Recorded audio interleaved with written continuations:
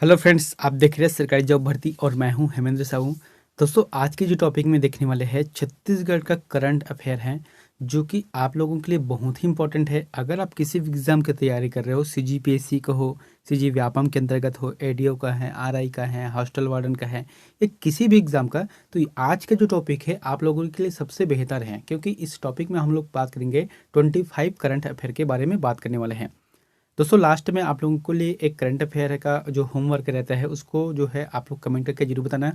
और यहाँ जो सीजीपीएससी का जो सीरीज चल रहा है इसका वीडियो नंबर 28 है, यानी कि 27 वीडियो ऑलरेडी मैंने यूट्यूब पर अपलोड कर दिया है। तो दोस्तों, अगर आप चैनल पर नए हो तो चैनल को जरूर सब्सक्राइब कर देना, बेल आइकन को जरूर दबा देना। साथ ही इस वीडियो का अगर आपको फ्री पीडीएफ चाहिए तो हमारे टेलीग्राम चैनल पर जाना, वहाँ से आप लोगों को फ्री पीडीएफ डाउनलोड कर सकते हैं आप लोग।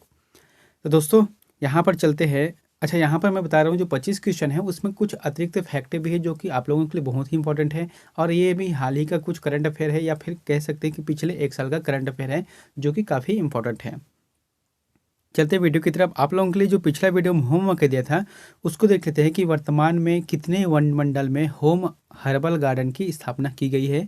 तो छत्तीसगढ़ की बात करें तो फिर इसका जो आंसर रहेगा 20 रहेगा। आज का पहला प्रश्न देखते हैं। छत्तीसगढ़ में राहुल साहू का नाम चर्चा में था। यहाँ पर प्रश्न क्या बोला गया है, राहुल साहू का नाम चर्चा में था। दोस्तों, एक मूवी का डायलॉग है, राहुल नाम तो सुना ही होगा, तो उसी तरीके से छत्तीसगढ़ में राहुल साहू नाम तो सुना ही होगा। यहाँ पर जो आंसर दिया है वो कौन सा है, बोरवेल में गिरने के कारण, है ना। बोरवेल में गिरने के कारण यहाँ सुर्खियों में आया था छत्तीसगढ़ के राहुल साहू। इसके बाद हम देख लेते हैं कि राहुल साहू जो कि जांजगीर चांपा जिले से संबंधित है ना।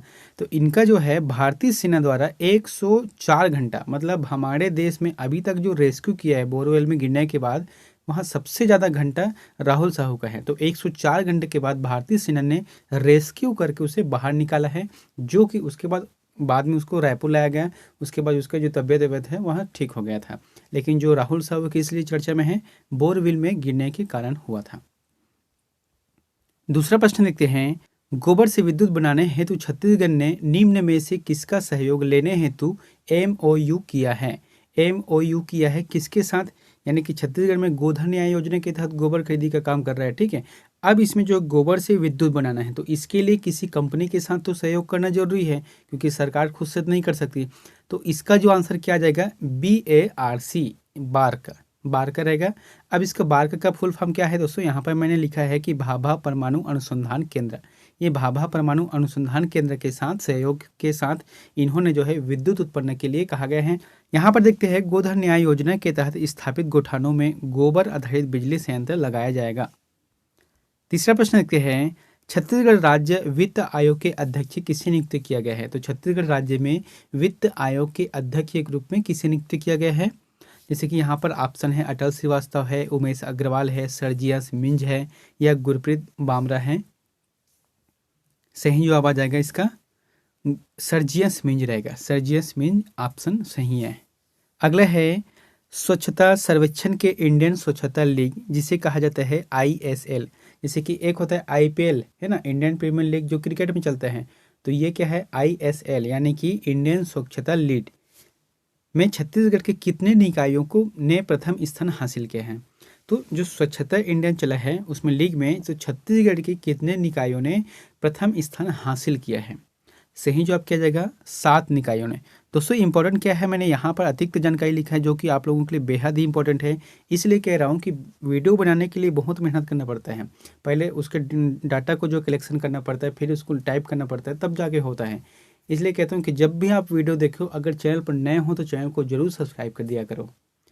यहाँ पर देखते हैं कि महत्वपूर्ण जानकारी क्या है। छत्तीसगढ़ में कुल 8 निकाय, जो नगरीय निकाय है उसने भाग लिया था। कितने, 8 हैं, जिसमें से 7 ने प्रथम स्थान हासिल किए हैं और एक निकाय ने द्वितीय स्थान हासिल किया है।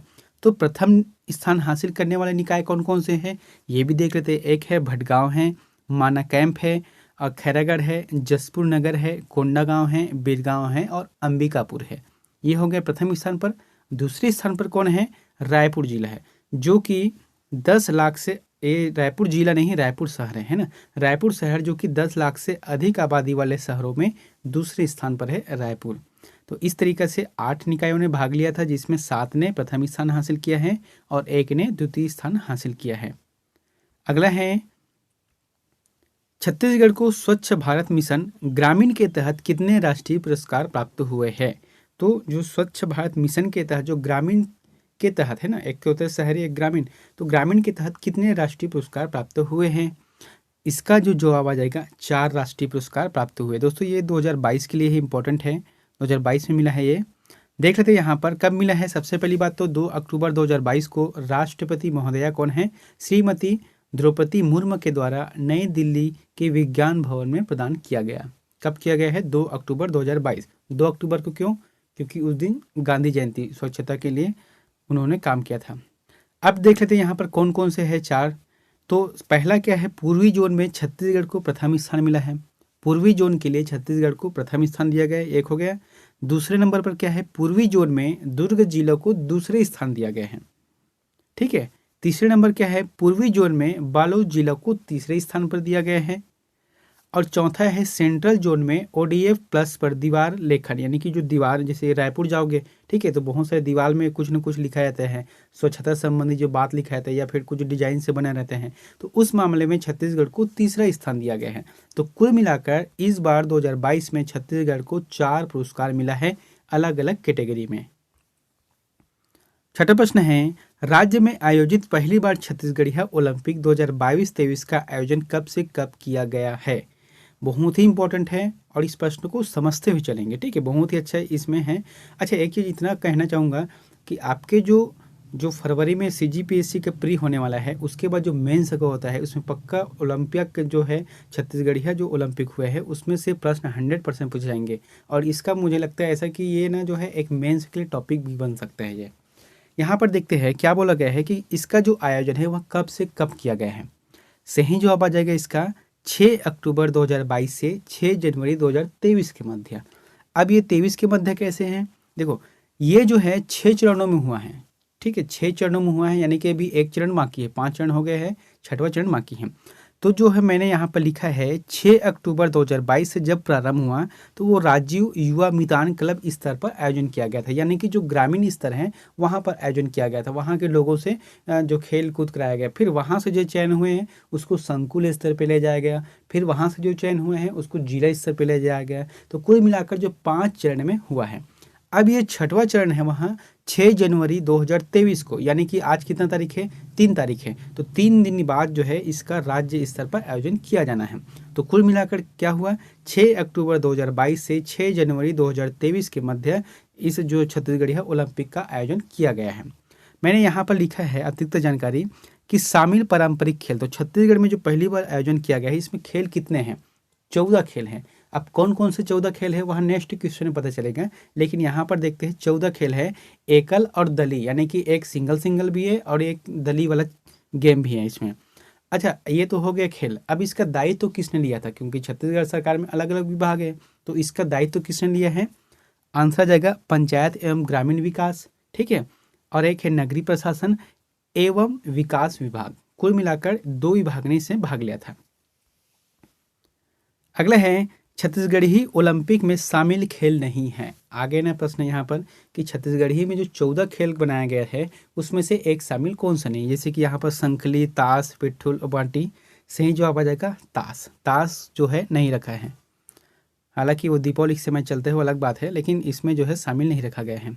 अब देखते हैं यहाँ पर मैंने लिखा है कि एकल श्रेणी और दली श्रेणी। तो एकल श्रेणी के अंतर्गत कौन कौन से खेल है? बिल्लस, फुगड़ी, गेड़ी दौड़, भौरा, 100 मीटर की दौड़ है और लंबी कूद। ये जो है सिंगल है जिसमें एक प्रतिभागी वहाँ भाग ले सकते हैं।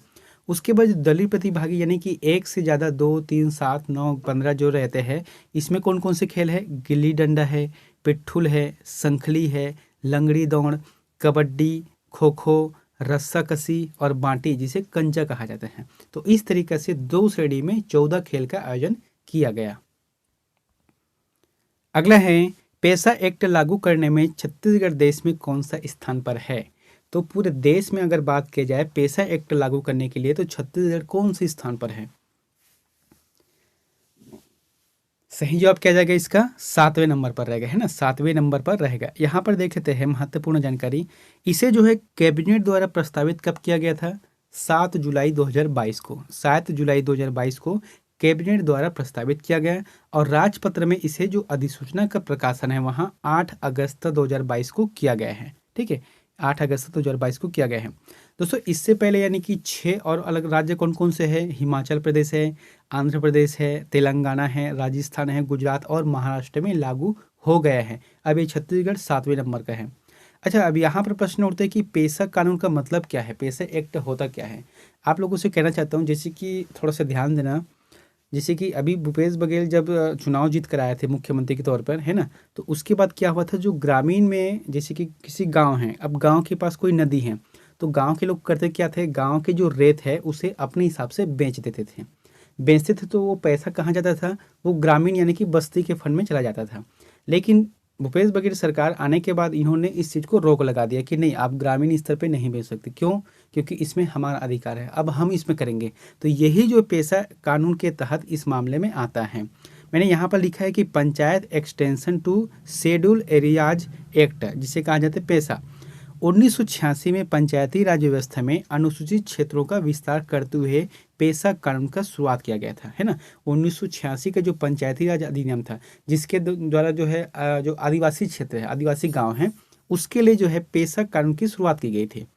आसान भाषा में अगर इसको समझे तो इसके 3 प्रमुख कारण हैं, सिर्फ 3, जल, जंगल और जमीन। ठीक है, बहुत ही अच्छा प्रश्न है, जल, जंगल और जमीन है। अब देखो यहाँ पर होता क्या है, जल और जंगल और जमीन का मतलब ये है कि सरकार द्वारा उस गांव को उसके जल, उसके जमीन और उसके जंगल का अधिकार उसी को दे देना, है ना। उसमें सरकार द्वारा कोई दखलंदाजी नहीं करना, बस आपका गांव है, आप जनो आप इसका विकास किस तरीके से करना है, आपके लिए जंगल भी है, आपका जमीन है, आपका जो है जल है, ये सभी आप लोगों के लिए है। तो यही पेशा एक्ट के अंतर्गत आता है। हालांकि इसका विस्तार अलग अलग है, जो संविधान के भाग 9 में पंचायती राज व्यवस्था दिया गया है उसी के अंतर्गत है। तो दोस्तों इस तरीके से आपको डिटेल को याद करना पड़ेगा, तब जाके करंट अफेयर में यही प्रश्न आएगा। और हो सकता है जब मेन सर के क्वेश्चन आता है तो फिर ये सब चीज़ लिखने का काम भी आता है। ये यहाँ पर 9वां प्रश्न देखते हैं, छत्तीसगढ़ शासन द्वारा चलाए गए ऐप अभिव्यक्ति किस से संबंधित है। तो छत्तीसगढ़ सरकार की तरफ एक जो है ऐप का जो है चलन किया गया है। ठीक है, एक ऐप चलाया गया है जिसका नाम क्या है, अभिव्यक्ति ऐप है। तो वहाँ किससे संबंधित है, महिला सुरक्षा से, महिला सुरक्षा से संबंधित है। दोस्तों इसके माध्यम से जैसे कि महिला कोई रात में जैसे कि अकेली हो गई, ठीक है, तो उसके माध्यम से आप पुलिस को अपना लोकेशन भेज सकते हो, उससे सहायता मिल सकता है, महिला विभाग के पास भेज सकते हो, या जो सखी वन स्टॉप सेंटर है, तो इसके माध्यम से आप अपनी जो महिला सुरक्षा है उसको सुदृढ़ करना है। 10वां नंबर का प्रश्न है, छत्तीसगढ़ के धान की किस्म को सन 2021 में भौगोलिक संकेत यानी कि जीआई टैग प्रदान किया गया। कहने का मतलब ये है कि छत्तीसगढ़ की जो धान की किस्म है, कौन से ऐसे किस्म है जिसे 2021 में भौगोलिक सांकेतिक यानी कि जीआई टैग प्रदान किया गया है। सही जवाब आ जाएगा दुबराज रहेगा। दोस्तों इसका पूरा नाम क्या है, नगरी दुबराज, है ना, इसके नगरी दुबराज के रूप में जाना जाता है। अच्छा, यहाँ पर एक चीज और है कि कभी कभी प्रश्न आता है कि छत्तीसगढ़ में कुल कितने उत्पाद है जिस पर जीआई टैग प्रदान किया गया है। सही जवाब आ जाएगा 7 उत्पादों पर जीआई टैग प्रदान किया गया है। अगला है, दक्षिण अफ्रीका की सबसे ऊंची चोटी जिसका नाम क्या है, किलिमंजारो, का छत्तीसगढ़ के किस पर्वतारोही ने फतह किया है। तो दक्षिण अफ्रीका की सबसे ऊंची चोटी किलिमंजारो को छत्तीसगढ़ के किस पर्वतारोही ने उसे फतह किया है, यानी कि उस पर चढ़ा है। सही जवाब क्या जाएगा, यासी जैन, यासी जैन इसका आंसर रहेगा। दोस्तों मैंने लिखा है यासी जैन कहाँ की है, ये रायगढ़ की रहने वाली है, जिन्होंने 2 अक्टूबर 2022 को ऐसा कारनामा किया है। अच्छा, इस जो पर्वत की ऊंचाई कितना है, समुद्र तल से 5,895 मीटर की दूरी ऊंचाई पर यह स्थित है। अगला प्रश्न है, यूरोप की सबसे ऊंची चोटी माउंट एल्ब्रूस को छत्तीसगढ़ के किस पर्वतारोही ने फतह किया है। अभी मैंने यहाँ पर क्या बोला था, दक्षिण अफ्रीका के लिए, है ना, अभी ये क्या आ गया, यूरोप का है। तो यूरोप का जो सबसे ऊंची चोटी क्या है, माउंट एल्ब्रूस, तो इसे जो है किसने फतह किया है। सही जवाब क्या जाएगा, अंकिता गुप्ता, अंकिता गुप्ता ने फतह किया है। मैंने यहाँ पर लिखा है अंकिता गुप्ता जो कि कबीरधाम जिले से है, जिन्होंने 15 अगस्त 2022 को फतह किया है, और पर्वत की ऊंचाई कितनी है, 5,642 मीटर है। अगला है, छत्तीसगढ़ में भारतीय जनता पार्टी के नए प्रदेश अध्यक्ष किसे बनाया गया है। तो छत्तीसगढ़ के जो भारतीय जनता पार्टी है उसे नए प्रदेश अध्यक्ष के रूप में किसे बनाया गया है। सही जवाब क्या जाएगा, अरुण साव, अरुण साव को बनाया गया है। दोस्तों मैंने यहाँ पर लिखा है नियुक्ति तिथि कब है, इसकी जो है 9 अगस्त 2022 को नियुक्त किया गया है। अरुण साव वर्तमान में बिलासपुर लोकसभा क्षेत्र से सांसद है। दोस्तों इसे बताने का मतलब क्या है कि अभी 2023 में जो है इलेक्शन होने वाला है छत्तीसगढ़ में विधानसभा का, इसलिए इम्पोर्टेंट है कि छत्तीसगढ़ में बीजेपी का अध्यक्ष कौन है, कांग्रेस का अध्यक्ष कौन है, इस तरीके से जानना जरूरी है। अगला है छत्तीसगढ़ विधानसभा में विपक्ष के नेता या नेता प्रतिपक्ष किसे चुना गया है। तो छत्तीसगढ़ में अभी जो 5वीं विधानसभा चल रहा है इसमें नेता प्रतिपक्ष के रूप में किसे चुना गया है, तो सही जवाब क्या जाएगा, नारायण चंदेल रहेगा। नारायण चंदेल अभी वर्तमान में है। मैंने यहाँ पर लिखा है कि 5वीं विधानसभा के शेष जो कार्यकाल बचा है उसके लिए इसे नियुक्त किया गया है। और यहाँ विधानसभा किस क्षेत्र के अंतर्गत आता है, जांजगीर चांपा, है ना। नारायण चंदेल जो कि जांजगीर चांपा विधानसभा क्षेत्र के अंतर्गत आता है। और नारायण चंदेल जी को 2021 में छत्तीसगढ़ विधानसभा में उत्कृष्ट विधायक के रूप में चुना गया था। अब यहाँ पर इंपॉर्टेंट क्या है कि 5वीं विधानसभा में यहाँ 6वें नेता प्रतिपक्ष नेता के रूप में हैं।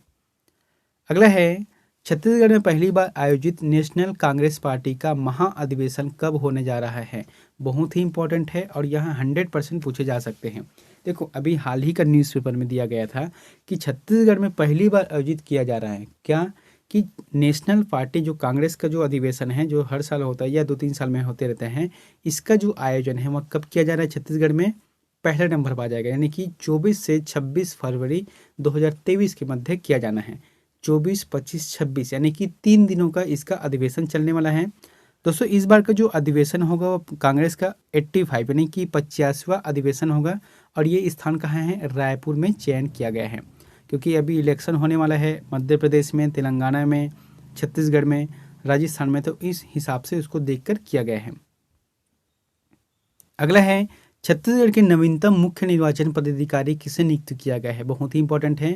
अभी बताया था कि जो इलेक्शन होने वाला है मध्य 2023 में, तो उसमें जो है मुख्य निर्वाचन पदाधिकारी का बहुत बड़ा रोल रहता है। तो इसका जो आंसर क्या रहेगा, पी दयानंद को छत्तीसगढ़ के नवीनतम मुख्य निर्वाचन पदाधिकारी के रूप में नियुक्त किया गया है। मैंने यहाँ पर लिखा है कि 2006 बैच के है कौन, IAS अधिकारी पी दयानंद को नियुक्त किया गया है।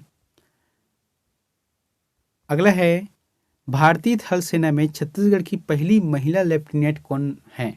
देखो यहाँ पर बोलने का मतलब क्या है कि भारतीय थल सेना में छत्तीसगढ़ की पहली महिला लेफ्टिनेंट कौन बनी है।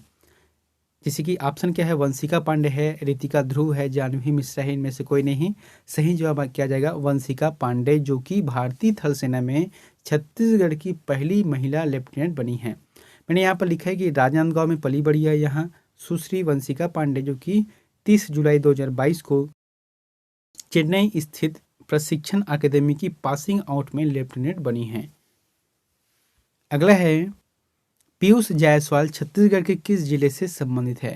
देखो यहाँ पर बोला क्या गया है कि पीयूष जायसवाल जो है छत्तीसगढ़ के किस जिले से संबंधित है। इससे पहले मैं इसका जो महत्वपूर्ण जानकारी उसको पहले बता देता हूँ ताकि आप लोग समझ सकते हो। देखो इसे जो है बाल वैज्ञानिक कहा जाता है, ठीक है। पीयूष जायसवाल को बाल वैज्ञानिक कहा जाता है। और इन्होंने जो है USA के मान्यता प्राप्त IJSIR है ना, तो IJSIR से 13 साल की उम्र में PhD की उपाधि प्राप्त की है। देखो 13 साल के जो उम्र में PhD की उपाधि यहाँ प्राप्त की है। खगोल विज्ञान में शोध कार्य के तहत इन्होंने वेलोसिटी बिस्टी नामक एक पुस्तक भी लिखा है, जिसे मुख्यमंत्री द्वारा इसे विमोचन किया गया है। अब यहाँ पर आता है कि यहाँ कौन से जिले से संबंधित है बाल वैज्ञानिक। इसका जो आंसर रहेगा गरियाबंद जिले से संबंधित है। अगला है मोर आखर कार्यक्रम छत्तीसगढ़ में कब से चलाया जा रहा है। मोर आखर जो कार्यक्रम है छत्तीसगढ़ में कब से चलाया जा रहा है। सही जवाब क्या जाएगा, 5 जुलाई 2022 से 5 जुलाई 2022 से चलाया जा रहा है। दोस्तों यहाँ जो है GPM यानी कि गौरेला पिंडरा मरवाही से मुख्यमंत्री द्वारा इसे शुभारंभ किया गया है। और इसका जो संचालन है यूनिसेफ के माध्यम से किया जा रहा है मोर आखर। अब ये होता क्या है, देखो इसका मतलब है कि प्राथमिक शाला में बच्चों की प्रारंभिक जो भाषा है उसमें शिक्षा को सुधार लाना है, उसमें जो शिक्षा है उसे सुधार लाना है। अगला प्रश्न है खाकी के रंग स्कूल के संग। दोस्तों यहाँ पर मैंने धोखे से थोड़ा सा मिस्टेक हो गया यहाँ पर कि पुलिस नहीं रहेगा स्कूल रहेगा, आप इसे सुधार लेना है ना। तो खाकी के रंग स्कूल के संग किस जिले के पुलिस द्वारा प्रारंभ किया गया है। तो खाकी के रंग स्कूल के संग किस जिले के पुलिस द्वारा किया गया है, आंसर आ जाएगा महासमुंद। महासमुंद पुलिस द्वारा किया गया है। यहाँ पर देख लेते हैं कि इस अभियान के तहत अपराध जो साइबर अपराध है उसके प्रति लोगों को यानी कि आमजनों में जागरूकता लाना है। और अभियान के तहत 2 माह में 20,000 से अधिक स्कूली बच्चों के माध्यम से साइबर जागरूकता अभियान चलाया गया है।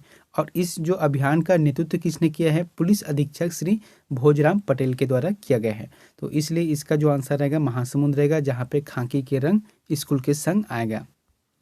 अगला है निजात अभियान किस जिले की पुलिस द्वारा संचालित अभियान है? तो छत्तीसगढ़ में जो निजात अभियान है वह किस जिले के पुलिस द्वारा संचालित अभियान है? इसका जो जवाब आ जाएगा कोरबा रहेगा, है ना। उद्देश्य क्या है कि यातायात सुरक्षा, साइबर ठगी और अवैध नशा को समाप्त करना है। इसका जो पुलिस अधीक्षक कौन है? इसके पुलिस अधीक्षक श्री संतोष सिंह हैं।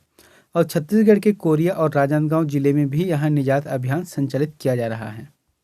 अगला है 2022 के लिए रोका छेका अभियान कब से कब किया गया था? दोस्तों बहुत ही इंपॉर्टेंट है, 2022 के लिए जो रोका छेका अभियान है वहाँ कब से कब किया गया है? इसका जो आंसर क्या रहेगा? तीसरा रहेगा, 10 से 20 जुलाई 2022 के मध्य किया गया। 10 से 20 जुलाई 2022 के मध्य किया गया है। अच्छा, ये रोका छेका मतलब क्या होता है कि खरीफ फसलों की सुरक्षा करना है। यहाँ पर थोड़ा सा समझते हुए चलना है। जैसे कि देखो, 1 जून को मानसून कहाँ आता है? केरल में। 15 जून तक जो है कहाँ पर पहुँच जाता है? बस्तर यानी कि छत्तीसगढ़ में पहुँच जाते हैं। जैसे ही मानसून पहुँचता है, बारिश होने लगती है, तो फिर किसान क्या करते हैं? खेतों में अपना जो है धान बोते हैं, ठीक है।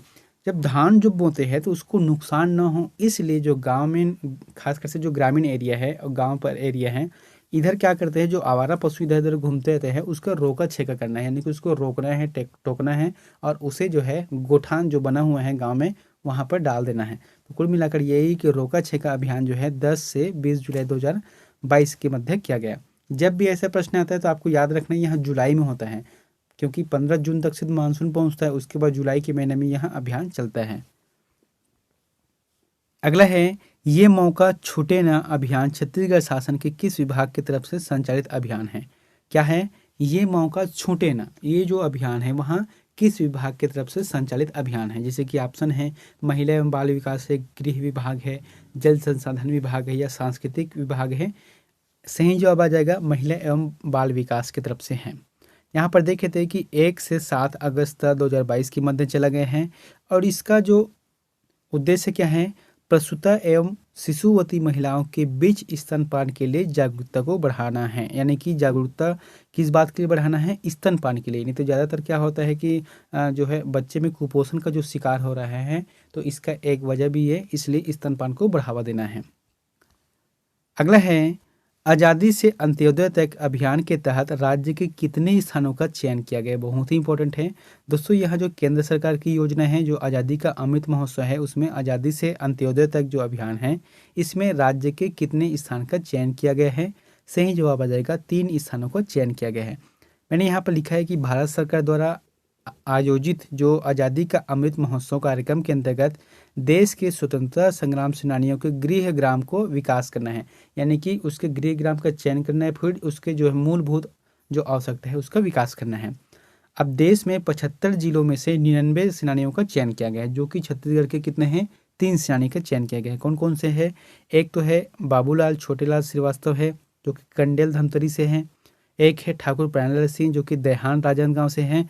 और एक है कंगलू कुम्हार, जो कि गोटुल मुड़ा, जो कि कांकेर से हैं। इस तरीके से आपको याद रखना है। उसके बाद 25वां नंबर का प्रश्न क्या है? आपके द्वार आयुष्मान अभियान 3.0 आयोजन तिथि है। यानी कि आपके द्वार आयुष्मान जो अभियान चला गया है 3रे क्रम का, इसका जो आयोजन किया गया है, इसका तिथि कब है? सही जवाब किया जाएगा 1 अगस्त से 15 अक्टूबर 2022 के मध्य चला गया है। दोस्तों इसका मतलब क्या है कि 100% लोगों का आयुष्मान कार्ड बनाना है, इसका पंजीयन कराना है, ताकि कभी डेट में जैसे कि स्वास्थ्य संबंधित कोई खराब हो जाता है तो हॉस्पिटल में जाने पर 5 लाख रुपए तक से उसको फ्री में इलाज हो सके। अगला है दोस्तों, यहाँ प्रश्न आप लोगों के लिए होमवर्क है, तो इसका आंसर प्लीज़ हमें कमेंट बॉक्स पर जाकर जरूर बताएं। प्रश्न क्या है कि बिरसा मुंडा जो कि जनजाति नायक है ना, क्या लिखा है? बिरसा मुंडा जनजाति नायक पुस्तक के लेखक कौन है?